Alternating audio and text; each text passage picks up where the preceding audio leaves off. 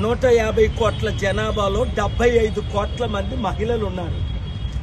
దాదాపు 19 కోట్ల మంది అంటే నలుగురిలో ఒక మహిళకు రేప్ అటెంప్ట్ జరుగుతుంది అని ఈరోజు ఆనరబుల్ చీఫ్ జస్టిస్ కోర్టు 1లో వాదనలు వినిపించారు.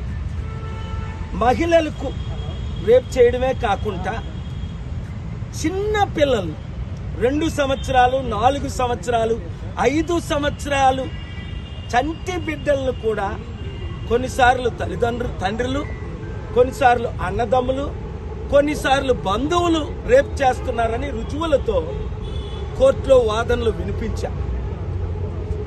State government, central government, national women organisation ఎందుకు దీన్ని పట్టించుకోవట్లేదు,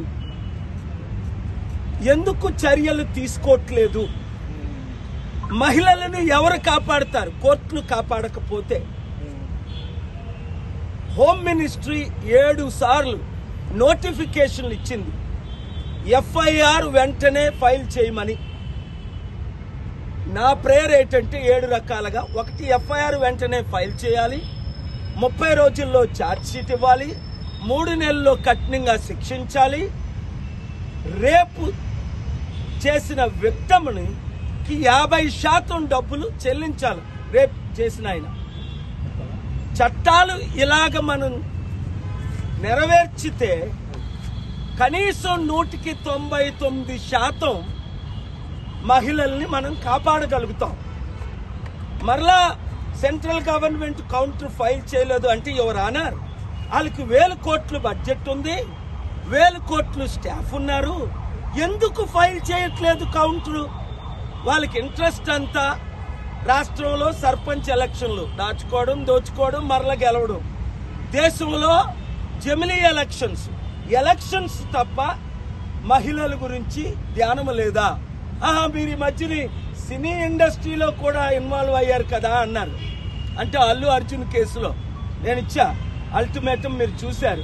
తక్షణమే ఆయనకి బెయిల్ ఇవ్వకపోతే నేను పబ్లిక్ ఇంట్రెస్ట్ లిటిగేషన్ ఫైల్ చేస్తానని ఆనరబుల్ కోర్టు తక్షణమే ఆయనకి బెయిల్ ఇచ్చారు. కానీ నేను పోరాడుతుంది ఎవరెవరి కొరకు? ఎవరానా రైతుల కొరకు కామారెడ్డి పోరాడాం, దేశమంతా రైతులను కాపాడుతున్నాం, ఇప్పుడు పోరాడుతున్నాం. నిరుద్యోగుల కొరకు ఉద్యోగాలు లేవని, ఉద్యోగులకు జీతాలు లేవని, లక్షల కోట్లు అప్పు అయిపోతుందని తమ్ముడు రేవంత్ రెడ్డి వచ్చి ఇంకొక 1,00,000 కోట్లు అప్పయింది. చంద్రబాబు నాయుడు గారు వచ్చి ఇంకొక 60,000 కోట్లు అప్పయింది. అప్పు తీర్చలేని పరిస్థితి, వడ్డీ కట్టలేని పరిస్థితి. Praja Shanti party doctor KA Paul వస్తేనే మరలా 700 కంపెనీలు అప్పుడు తీసుకొచ్చినట్టు ఇప్పుడు తీసుకురాగలం. నిరుద్యోగులకు ఉద్యోగాలు, ఉద్యోగస్తులకి జీతాలు, ఈ హోంగార్డులకి పెర్మనెంట్, ఇలాగ ఎంతో మందికి సేవలు చేశాము. నిరుద్యోగులకు, ఉద్యోగులకు, మహిళలకు,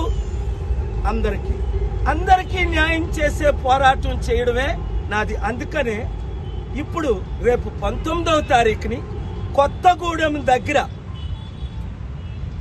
60 కిలోమీటర్లో మీరు మా ఫేస్బుక్ ఫాలో అవ్వండి.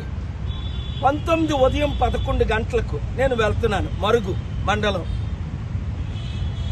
అలాగే 20వ తారీఖుని చారిటీ సిటీ 11 గంటలకు సదాశివపేట. సర్పంచులుగా పోటీ చేద్దామన్నారు. మాజీ సర్పంచులందరూ వీళ్ళ పాలన చూసి